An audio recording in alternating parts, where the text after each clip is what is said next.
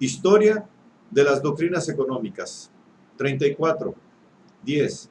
Los años de la entreguerra. 3. Keynes. Las páginas que siguen tratarán de una manifestación muy importante de la economía contemporánea, manifestación que está asociada en gran medida al nombre de una persona. Sin embargo, no debe considerarse esta sección de nuestro libro como un ensayo sobre Keynes. Sería muy interesante estudiar la evolución de sus ideas, que durante el cuarto de siglo después de su muerte han continuado siendo una fuerza poderosa de la teoría y la práctica económicas. En cierta medida, eso lo ha hecho R. F. Harrod en su J. M. Keynes, 1951, que es la primera biografía extensa de este. Pero este libro sumamente interesante y de agradable lectura no ha sido concebido primordialmente para servir los fines de la Dogmengeschichte. Estudios excelentes se encuentran también en S. Harris, The New Economics, Keynes' Influence on Theory and Public Policy, 1947, en L. R. Klein, The Keynesian Revolution, 1949. Estos dos últimos tratan principalmente del último y más grande de los logros alcanzados por Keynes, y todavía hay que dejar para los historiadores futuros valorar su obra en conjunto. El siguiente brevísimo resumen de su vida y obra conducente a la teoría general no pretende anticiparse al juicio futuro relativo a su importancia intelectual. No es otra cosa que una breve introducción al profundo cambio en el modo de enfocar los grandes problemas económicos que inició la obra que acabamos de citar. El cambio, como veremos en el capítulo siguiente, es tan grande que ha abierto la puerta a la reintroducción de una nueva economía política que estudia, como la de los clásicos, los problemas de la economía en su conjunto y no solo los del consumidor individual. John Maynard Keynes nació en 1883 y murió en 1946.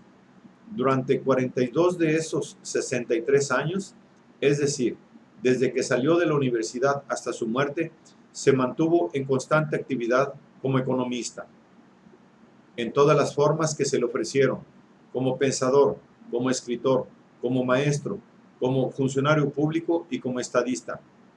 Con sólidos fundamentos en la economía marshalliana y una extensa preparación matemática, inclinado a la filosofía y dueño de los más amplios intereses literarios y artísticos, Keynes adquirió muy pronto un notable conocimiento del mundo de los negocios y de los asuntos públicos.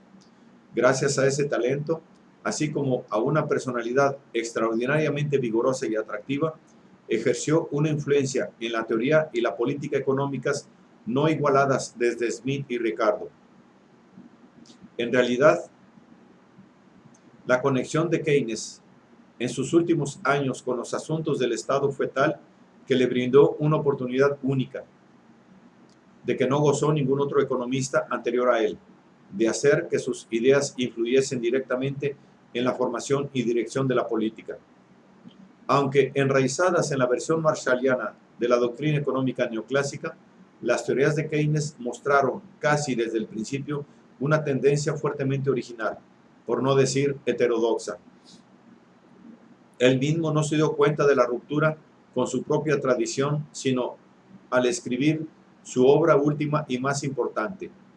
Mas, para el observador, la evolución de las ideas de Keynes, examinadas ahora retrospectivamente, es un proceso continuo de renovación y reformulación de las doctrinas establecidas y, al fin, de su transformación en algo completamente nuevo. No es sorprendente que ni el autor ni el público comprendiesen toda la importancia de lo que estaba sucediendo.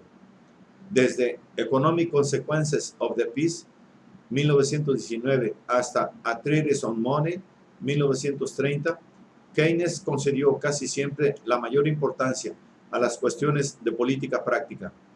Es verdad que publicó muchos artículos teóricos en revistas especializadas, alternando libros, folletos y artículos de carácter más popular. Pero aún estos trataban de temas originados en cuestiones sobre políticas, el problema de las reparaciones alemanas y de la transferencia, la vuelta de Inglaterra al patrón oro, la reforma monetaria inglesa.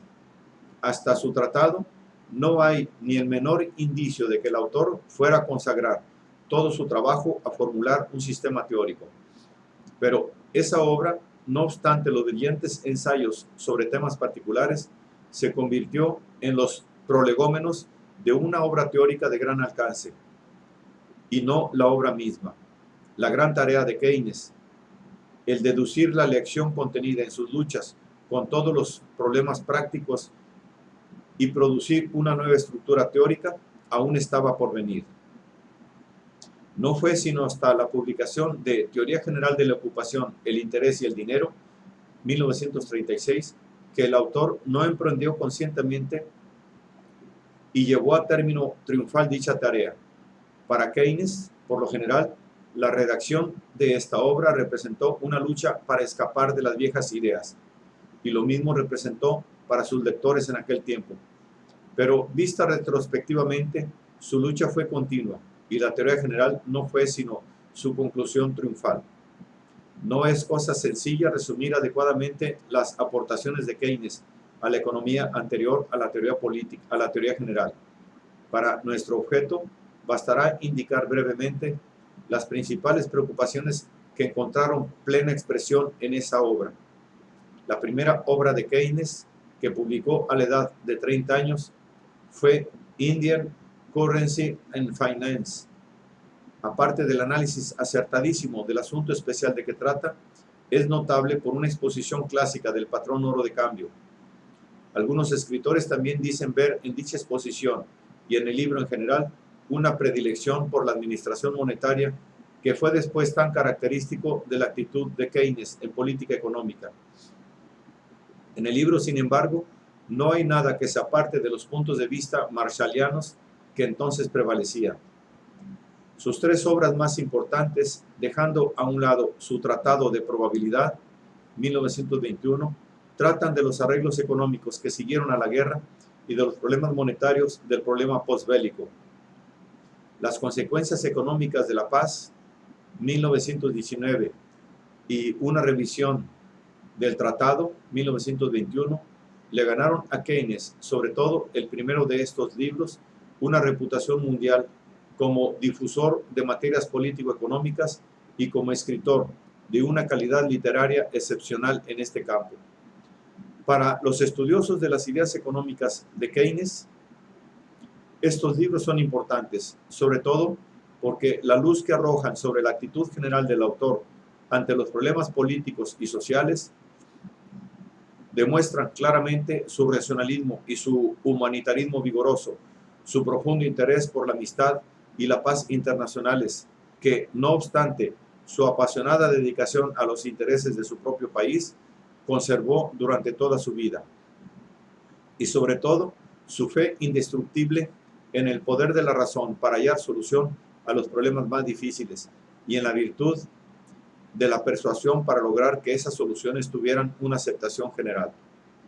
Pero fue el tercero de sus libros, el Tratado sobre Reforma Monetaria, de 1923, el que más acercó a una exposición sistemática de las opiniones del autor sobre los medios de la política económica.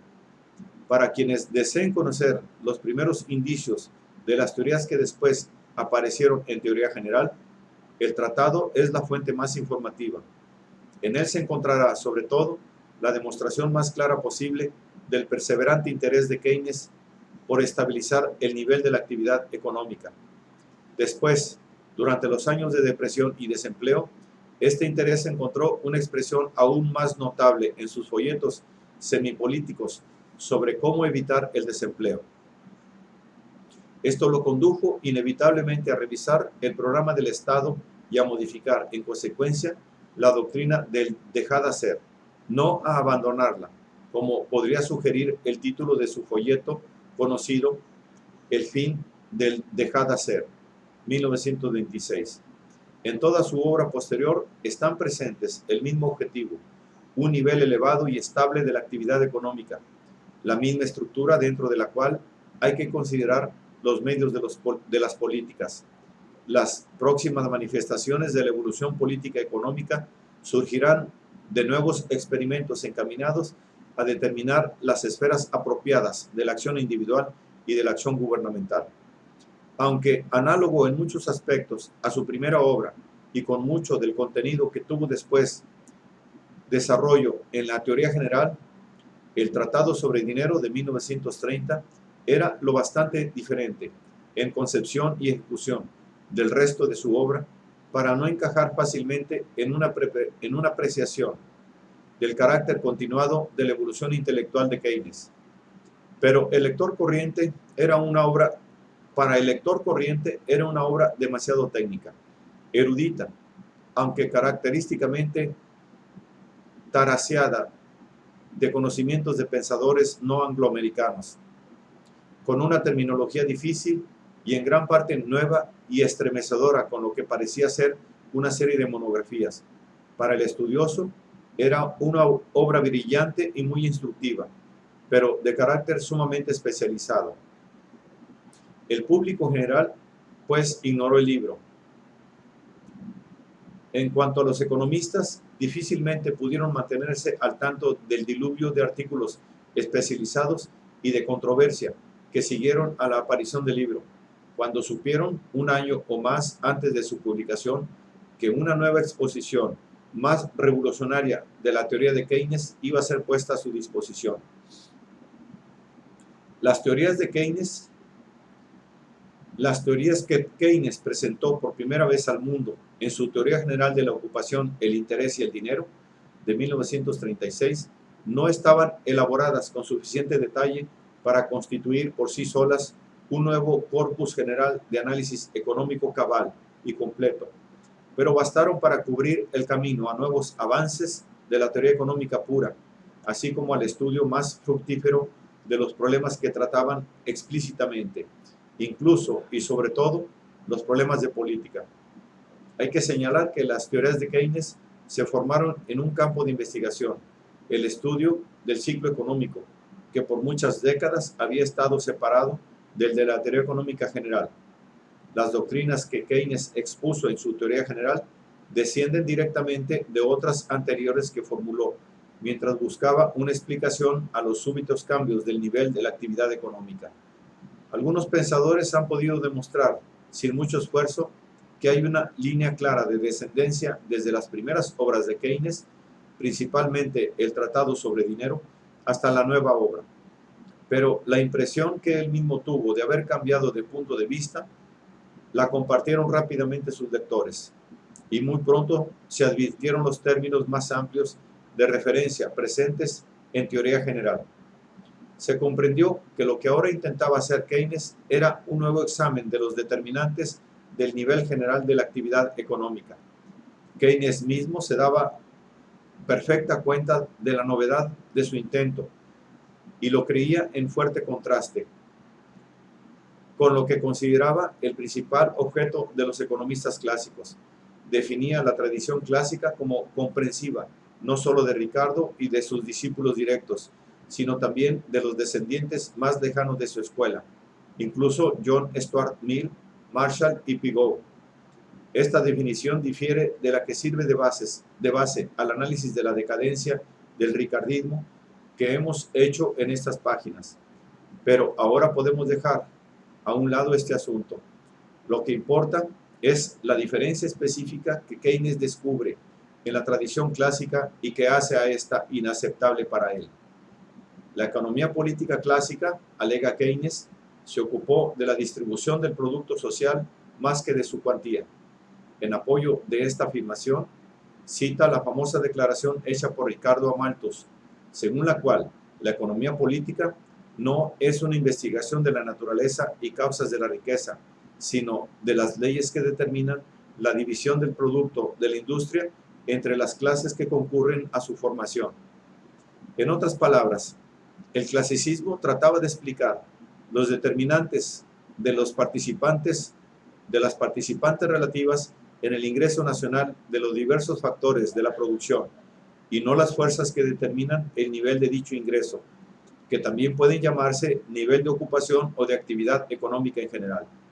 El supuesto implícito del sistema clásico que se hace explícito en la ley del mercado formulada por James Mill, Say y en cierta medida Ricardo, es que el sistema económico tiende espontáneamente a producir una ocupación plena de los recursos de que dispone. La teoría de Keynes se basa en la negación de ese supuesto, pero antes de examinar las consecuencias de esta negación, quizás sea oportuno recapitular brevemente la actitud clásica ante este problema. Como hemos visto, los clásicos ignoraron virtualmente el problema de las crisis. Tampoco analizaron específicamente la posibilidad de que hubiera diferentes niveles de actividad económica con la misma cantidad de recursos. Hasta aquí, el juicio de Keynes sobre el clasicismo es indudablemente exacto. Pero cuando los clásicos desarrollaron su teoría del valor y de la distribución, para el que Keynes llama un caso especial, el de la ocupación plena, lo hicieron porque opinaban que su análisis del mecanismo del cambio y su teoría de la acumulación de capital habían demostrado ya que el sistema económico tendía invariablemente hacia la ocupación plena. Esta tendencia, implícita en la inevitable correspondencia entre la oferta y la demanda, está expresada más dogmáticamente en la ley de Say, pero esta ley no es sino la continuación de una larga línea de razonamiento, de la cual pueden encontrarse expresiones en los escritos mercantilistas y de los fisiócratas. En los escritos de muchos autores del siglo XVII y comienzos del XVIII, se reconoce claramente que la demanda y la oferta se crean mutuamente, que el ingreso de A, al ser gastado, se convierte en ingreso de B, y así en una cadena sin fin. Esta interdependencia la expone Say en su forma más tautológica, hasta el punto de excluir por definición la sobreproducción. Aunque, como hemos visto, no es del todo justo nombrar a Ricardo al lado de James Mill y de Say como adversario intransigente de la posibilidad de la sobreproducción general. Es cierto, sin embargo, que aparte de las implicaciones inarmónicas de su teoría del desarrollo económico y sus opiniones sobre la maquinaria, no hay nada en Ricardo que pueda considerarse un análisis de la economía de la ocupación incompleta. Así pues, Keynes pisa terreno firme cuando se coloca enfrente de la tradición clásica al rechazar deliberadamente todo supuesto inicial acerca del nivel normal de ocupación. No es necesario discutir si esta oposición es o no tan nueva como han pretendido algunos discípulos de Keynes. El mismo Keynes reconoce muchos antecesores entre los mercantilistas y los subconsumistas, desde Malthus hasta la actualidad. Sería interesante examinar la relación que hay entre las críticas del sistema clásico formuladas a principios del siglo XIX y el propio sistema de Keynes, y muy bien merecería un estudio especial. Sin embargo, importa señalar que hay analogías, lo mismo que contrastes, entre el método de Keynes y el de los clásicos. Como estos, Keynes se ocupa de agregados: ingreso, consumo, ahorro, inversión, más bien que de la determinación de los precios individuales, que formaba la médula de la teoría económica de ayer. El estudio de los determinantes del nivel general de la actividad económica, aunque fragmentario y olvidado pronto entre los ortodoxos, fue la llamada más importante del clasicismo antes de que perdiese definitivamente su vigor.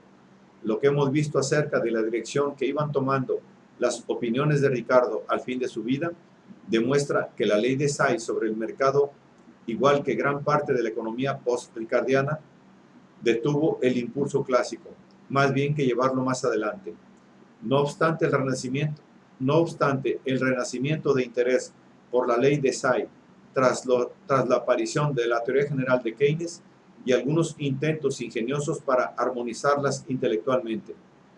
Por consiguiente, puede aventurarse la opinión de que la actitud de Keynes representa, sobre todo, una vuelta a las preocupaciones de la economía política clásica y una desviación, en igual medida, de la concentración sobre las implicaciones de la elección individual, que durante tanto tiempo había sido característica distintiva de la parte central de la teoría económica moderna.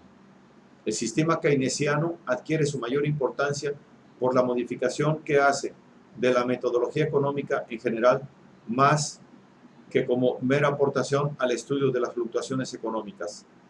El breve esbozo que sigue no debe considerarse en resumen de todo lo que se encuentra en la teoría general de Keynes. En primer lugar, en esta obra se plantean demasiados problemas que tienen solo una importancia secundaria en relación con el tema principal. En segundo lugar, las ideas keynesianas se han refinado y desarrollado mucho desde que aparecieron por primera vez. En el capítulo siguiente daremos un breve resumen de esos desarrollos. Por consiguiente, lo que sigue es un destilado de la principal esencia de la nueva teoría. El punto de partida de la nueva actitud, por lo menos en su origen, es el concepto malthusiano de la demanda efectiva, resucitado y modificado por Keynes. Se define la demanda efectiva como el ingreso global o importe de ventas que los empresarios esperan recibir, incluyendo los ingresos que hacen pasar a manos de otros factores de la producción por medio del volumen de ocupación que deciden conceder.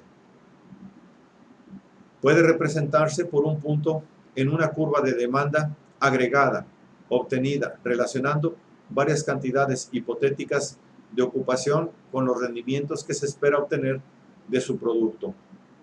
Puede establecerse una función de oferta similar relacionando el precio de oferta en conjunto con la producción obtenida, empleando un número variable de hombres en este número.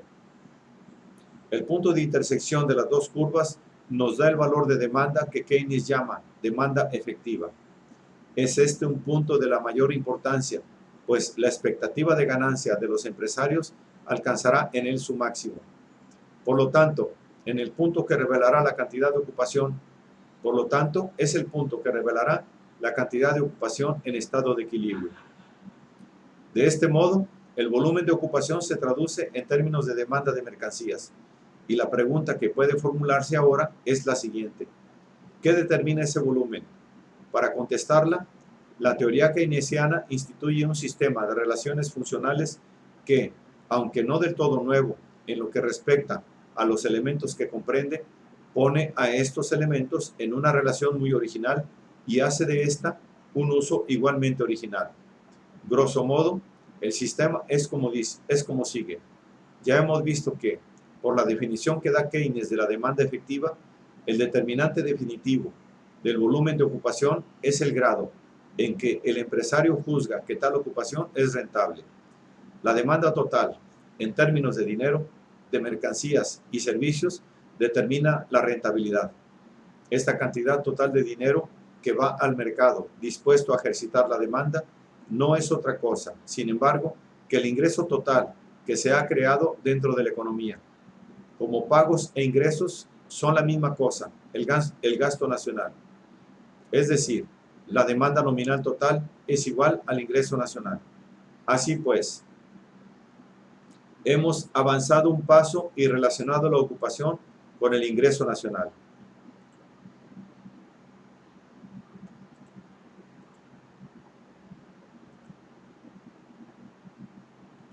Después de haber descubierto que la ocupación depende de la cuantía del ingreso nacional, estamos en situación de emprender la segunda parte del análisis y hacernos, respecto del ingreso, las siguientes preguntas. ¿Qué determina su nivel y cuáles son sus características? En este punto, Keynes, revelando algunos vestigios de influencia de la tradición ortodoxa, pone en juego una ley psicológica que explica la conducta de las personas en relación con los cambios que experimentan sus ingresos. En cierto sentido, es bastante cierto que lo que gasta un hombre lo recibe otro, y viceversa. Pero tenemos que recordar que el ingreso se gasta de diferentes maneras, y una de sus principales divisiones tiene lugar entre el gasto de consumo corriente y el ahorro. ¿Podemos decir algo acerca de esta división del gasto de la corriente total de ingreso? Keynes responde afirmativamente. Dice que hay una ley definida respecto de los cambios, consecuente con los cambios de la cuantía del ingreso, en las proporciones en que el ingreso se divide entre las dos formas de gasto. Para exponer esta ley se introduce la expresión propensión a consumir. Es una frase que expresa la relación entre ingreso total y consumo agregado. Keynes deja a un lado los cambios en las inclinaciones personales de la gente resultantes de causas individuales y sociales, porque probablemente no cambiarán a corto plazo, excepto en circunstancias normales o revolucionarias, y decide también ignorar, por su escasa importancia, ciertos factores objetivos que puede decirse que influyen en la propensión al consumo. De este modo, le queda la doctrina de que la propensión a consumir puede considerarse como una función bastante estable del ingreso conjunto. ¿Cuál es, pues, la naturaleza de esa función? La respuesta de Keynes viene a ser esta. La gente no gasta todo su ingreso en el consumo diario, salvo la más pobre, y aunque aumente su consumo al aumentar su ingreso, lo hace en menor proporción que aumenta este. Así pues, un ingreso mayor significa un consumo relativamente menor y viceversa. Esta ley es válida cuando pensamos en cambios a corto plazo del nivel de ingreso, así como cuando comparamos dos niveles absolutos de ingreso. La propensión marginal a consumir, expresión que Keynes usa indiferentemente con dos significados técnicamente distintos, revela cómo se dividirá un aumento del ingreso entre consumo diario o corriente y ahorro. De la ley psicológica fundamental de Keynes sobre la propensión a consumir se deriva una consecuencia muy importante, puesto que el ingreso total tiene que ser igual al gasto total y el consumo diario no absorbe todo el ingreso en ninguna comunidad medianamente adelantada y rica, el consumo total tiene que ser igual al gasto en consumo diario más algún otro gasto. Este es, naturalmente, el que llamamos inversión. Así pues, tenemos la relación simple de que el ingreso es igual al consumo más la inversión, o en términos que hoy son comúnmente aceptados, Y es igual a C más I. Ahora podemos expresar esa misma relación de manera que, en realidad, es idéntica a la anterior, pero que tiene más sentido desde el punto de vista de nuestra finalidad. Hemos visto que el volumen de ocupación está determinado por el nivel del ingreso. Podemos decir, por consiguiente, que el volumen de ocupación está determinado conjuntamente por el nivel de consumo y el nivel de inversión. Lo que a primera vista parece un mero cambio terminológico que expresa los mismos conceptos, ha llegado a considerarse como la formulación sumamente reveladora de una relación vital del mundo real.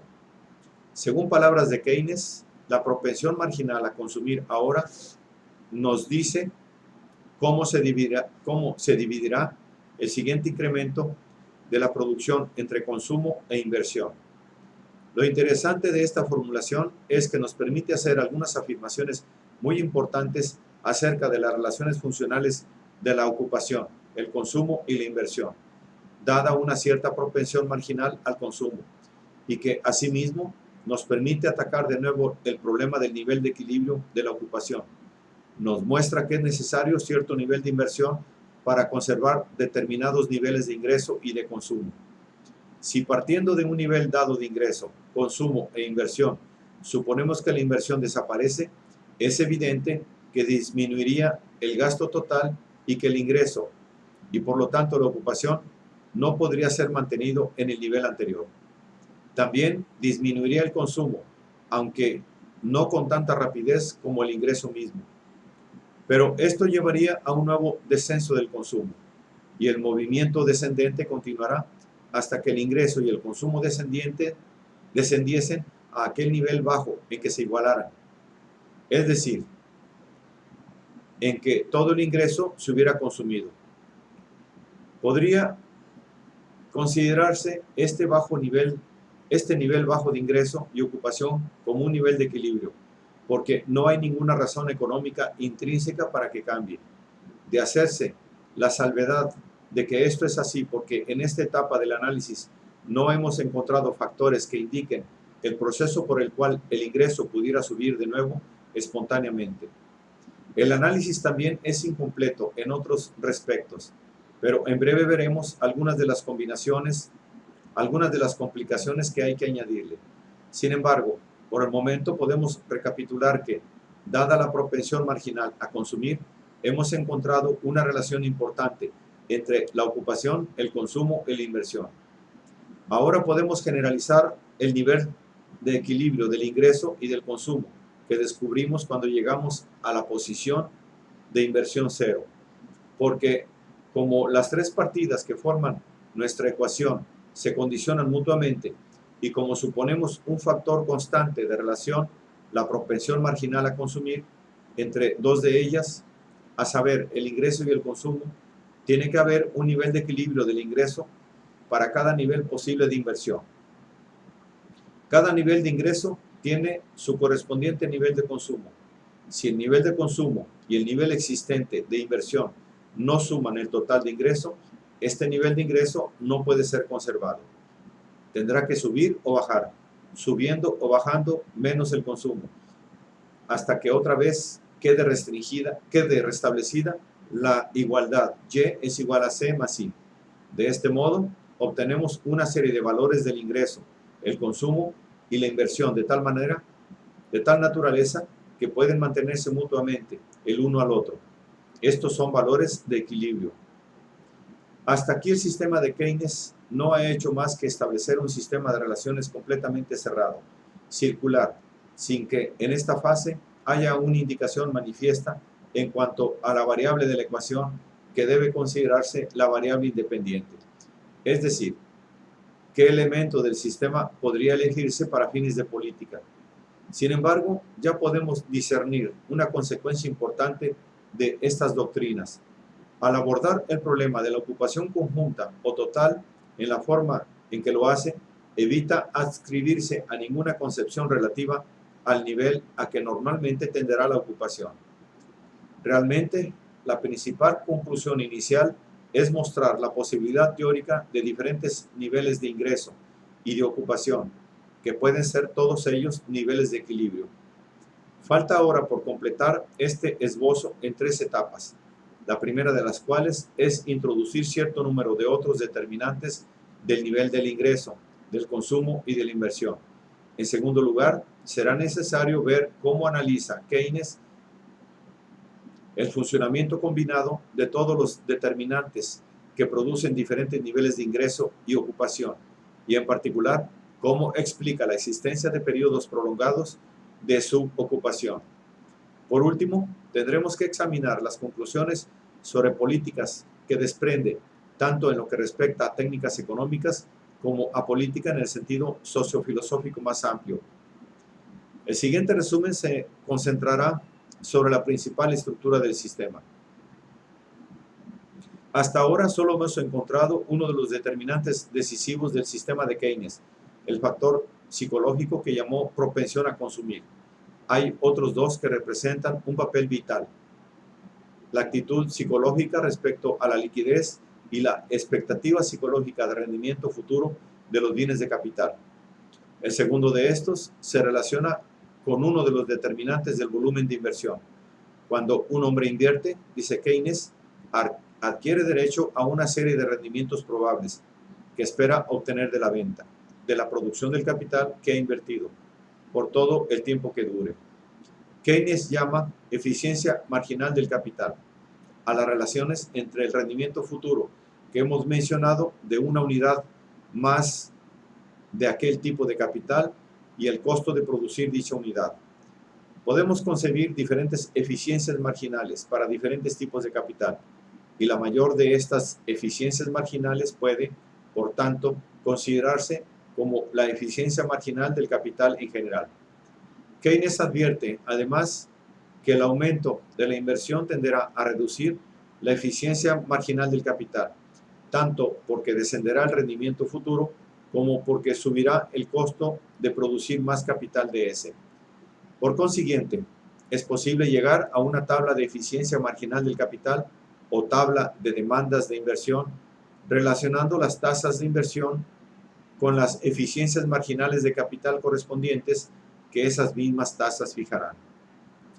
Sin entrar en un examen más bien complicado, podemos establecer un paralelo aproximado entre la tabla de eficiencia marginal del capital de Keynes con la tabla de utilidades del sistema clásico, porque en gran parte está destinada a representar el mismo papel.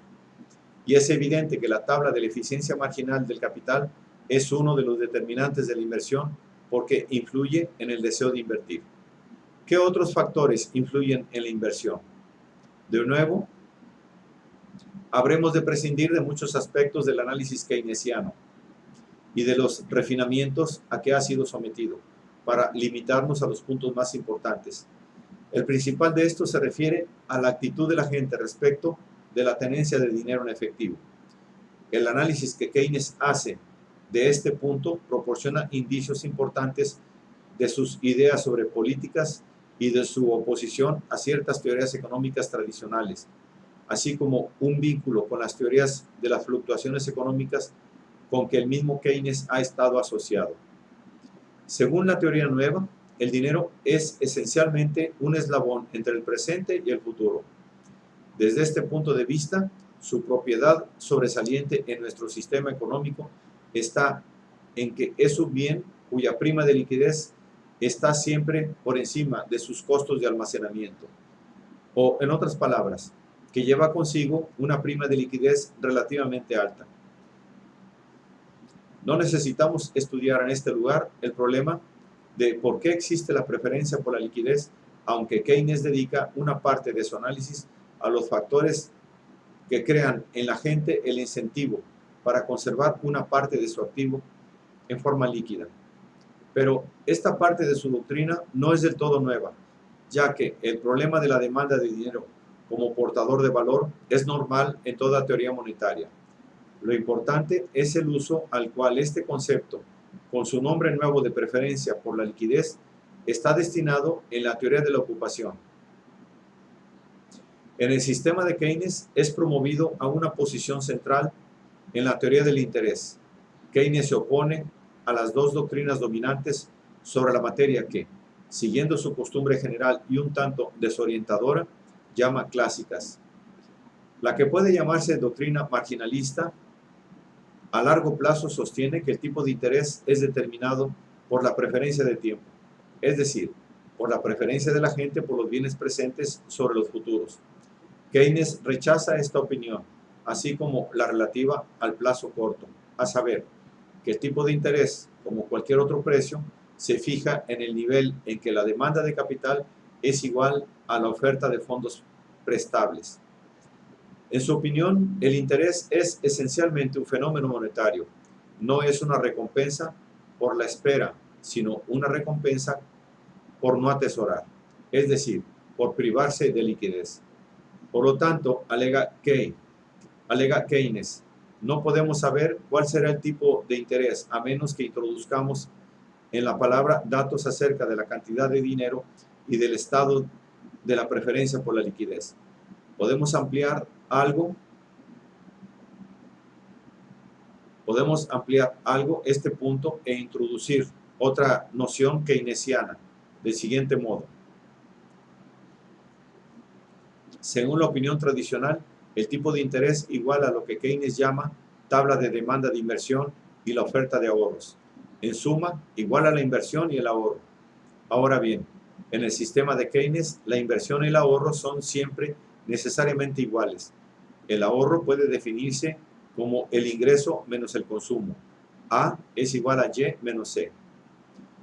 Ya hemos visto que Y es igual a C más 1. Por consiguiente, C más I. Por consiguiente, I es igual a A. Inversión es igual a ahorro.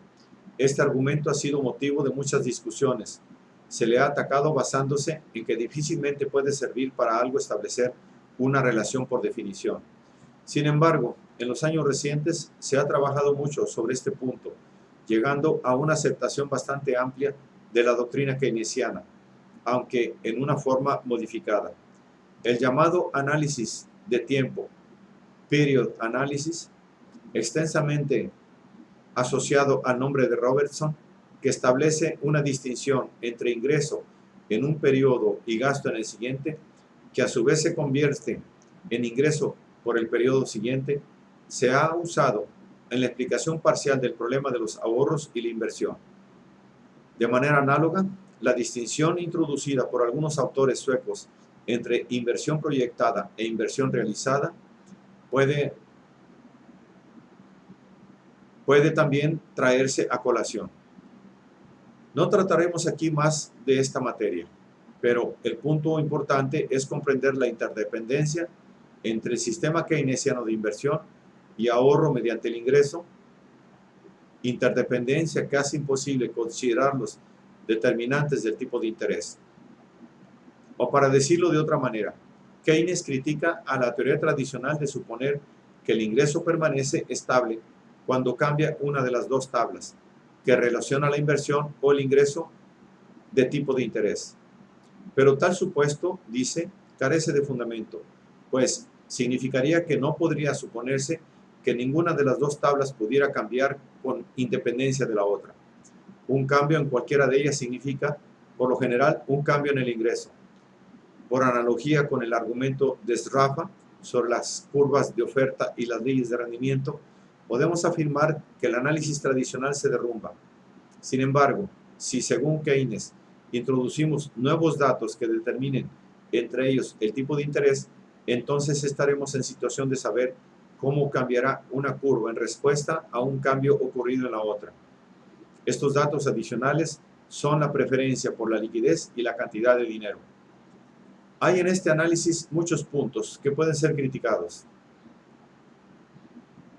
Y de hecho lo han sido. En particular, se ha dicho que el tipo de interés, aunque se defina como el precio pagado por la liquidez,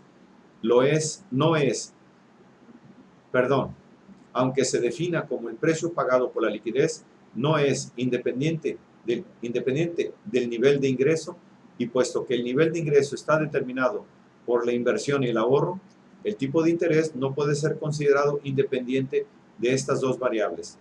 Lo interesante, sin embargo, es que la importancia concedida por Keynes a los determinantes monetarios del tipo de interés es una parte indispensable del conjunto de su sistema, sin el cual ni su explicación de las depresiones ni los medios que sugiere para remediarlas se tendrían en pie.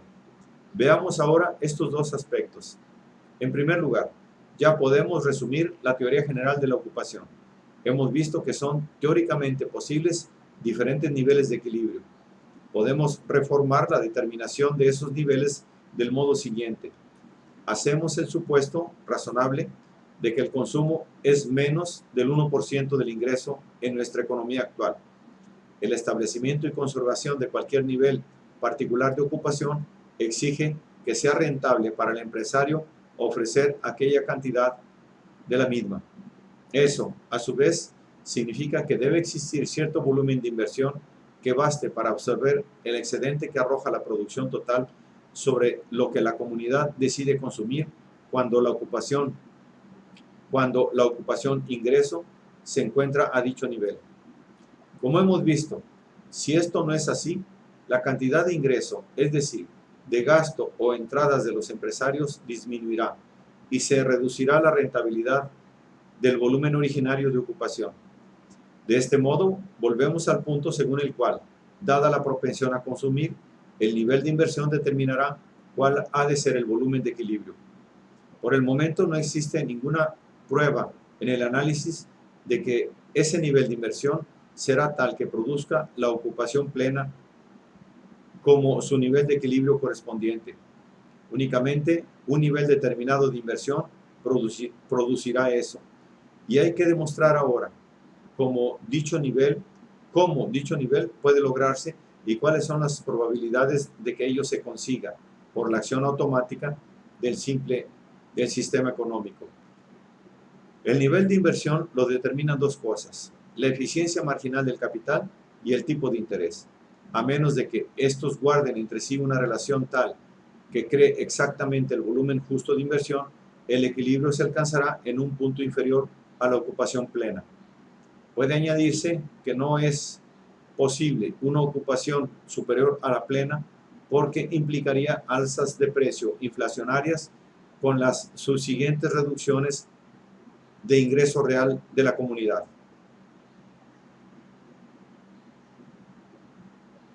Este punto no está del todo desarrollado en la propia obra de Keynes y sin embargo es extremadamente importante, tanto teóricamente como en muchas coyunturas de las circunstancias reales. Volveremos sobre él más adelante. Al llegar a este punto, pasa Keynes a examinar el comportamiento de la relación existente entre la eficiencia marginal del capital y el tipo de interés. Una situación particularmente reveladora se halla en el momento en que, después de un periodo de depresión más o menos prolongado, la inversión empieza a revivir de nuevo. En el transcurso de la depresión se ha descuidado la renovación del equipo de capital y ahora se ha llegado a un punto en que los negocios, ayudados quizá por algún factor extraño, empiezan de nuevo a adoptar una opinión más optimista del rendimiento futuro de las inversiones ordinarias. La eficiencia marginal del capital aumenta, pero llevar la inversión más allá de cierto punto, quizá una vez más con ayuda de algún factor extraño, hará que baje la eficiencia marginal del capital. Así pues, en el sistema de Keynes parece inherente a la naturaleza misma del concepto una variación constante del nivel de inversión, producida por la siempre fluctuante eficiencia marginal del capital, la tasa de utilidades. Y, lo que es aún más importante, Keynes cree que hay una tendencia a largo plazo a que disminuya la eficiencia marginal del capital. La amplitud de las fluctuaciones en el volumen de ocupación que resultan de las fluctuaciones de la inversión dependerá de lo que Keynes llama el multiplicador, concepto que desarrolló por primera vez R.F. Kahn. El multiplicador es sencillamente un término que designa de un modo levemente distinto la relación expresada en la propensión a consumir. La propensión marginal a consumir es la razón entre un aumento del consumo y un aumento del ingreso. Algebraicamente, incremento de C entre incremento de Y. Es como un aumento del ingreso, tiene que ser igual a un aumento del consumo más un aumento de la inversión, incremento de Y es igual a incremento de C más incremento de I. Se sigue que con una determinada propensión a consumir, todo aumento de la inversión será seguido por un aumento determinado en el ingreso. El factor por el cual será aumentado el ingreso se llama multiplicador. Si lo representamos con el símbolo K, podemos escribir incremento de Y es igual a K por el incremento de I. Y como incremento de Y es igual a incremento de Y menos incremento de C, podemos escribir que K es igual al incremento de Y entre incremento de Y menos C, o I entre 1 menos incremento de C entre incremento de Y. En otras palabras, el multiplicador es igual de 1 menos la propensión marginal a consumir. Así, por ejemplo, si se consumen 2/3 del ingreso, el multiplicador será 3. Es decir, que todo aumento de la inversión conducirá a un aumento triple del ingreso o de la ocupación. Además de estas fluctuaciones de la ocupación que siguen a los cambios de la inversión y cuya amplitud la determina el factor psicológico de los hábitos de consumo, hay, según Keynes, una tendencia a largo plazo en la eficiencia marginal del capital. Una comunidad rica tendrá que descubrir oportunidades de inversión mucho más amplias para que la propensión a ahorrar de sus miembros más opulentos sea compatible con la ocupación de los más pobres. Pero en una comunidad rica, debido a que su acumulación de capital es ya grande, las oportunidades para nuevas inversiones son menos atractivas. Así hallamos que en el recurso del progreso económico no solo se debilita la propensión marginal a consumir, disminuye el multiplicador, sino que disminuye el incentivo para invertir, o la eficiencia marginal del capital. Hay, pues, una presión constante hacia abajo sobre la inversión, así como una disminución continua del grado en que la inversión nueva es capaz de crear ocupación. Pero hasta ahora solo hemos examinado uno de los factores que influyen sobre el nivel de inversión. Como sabemos, el tipo de interés es otro determinante. Tiene que ser evidente que un movimiento descendente de suficiente intensidad en el tipo de interés es en una época de depresión y como tendencia a largo plazo puede contrapesar los efectos desfavorables causados sobre la inversión por la decreciente eficiencia marginal de capital. En opinión de Keynes, las consideraciones teóricas, así como la observación del comportamiento pasado de los tipos de interés, revelan que el tipo de interés no descenderá lo bastante deprisa o lo bastante bajo para mantener el nivel de inversión que puede proporcionar ocupación plena. La razón de esta ocupación nace de la definición que da Keynes del interés como fenómeno monetario.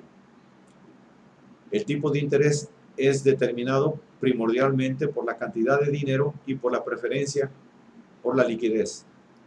Y las condiciones que influyen en esos dos factores puede demostrarse que son desfavorables al descenso del tipo de interés en la medida necesaria para conseguir una tasa de inversión de ocupación plena. La inversión tenderá a ser impulsada hasta el punto en que la eficiencia marginal del capital y el tipo de interés son iguales. La tendencia a largo plazo sería el aumento de la inversión y la disminución de la eficiencia marginal del capital, pero la glutinosidad del tipo de interés frustra esa tendencia y restringe la inversión. Por lo tanto, no solo es teóricamente posible que el equilibrio se consiga sin ocupación plena, sino que la nivelación de los numerosos factores que entran en juego es tan delicada que el logro automático de la ocupación plena debe considerarse como lo menos posible. Lo que antecede es un resumen extremadamente breve e inevitablemente incompleto de una teoría muy complicada.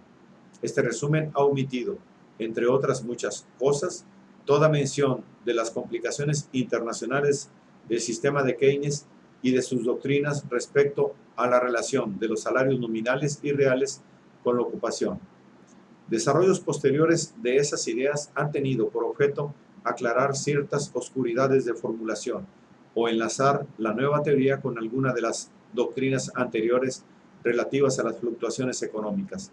Parte de ese trabajo ha tenido por consecuencia la eliminación de controversias sobre puntos que ahora se consideran de poca importancia o resolubles por una formulación más general, tal como el problema de la igualdad de los ahorros y la inversión. Otros refinamientos han explorado problemas que todavía siguen siendo peculiares de la teoría de las fluctuaciones cíclicas. Entre ellos podemos mencionar la cuestión del punto superior de inflexión, las causas que pueden provocar una recuperación espontánea cuando se está en la cima de una depresión cíclica, y la relación entre el multiplicador y el principio de aceleración que relaciona los cambios del consumo con los cambios de la inversión. Ahora nos referiremos a algunos de estos desarrollos post-keynesianos.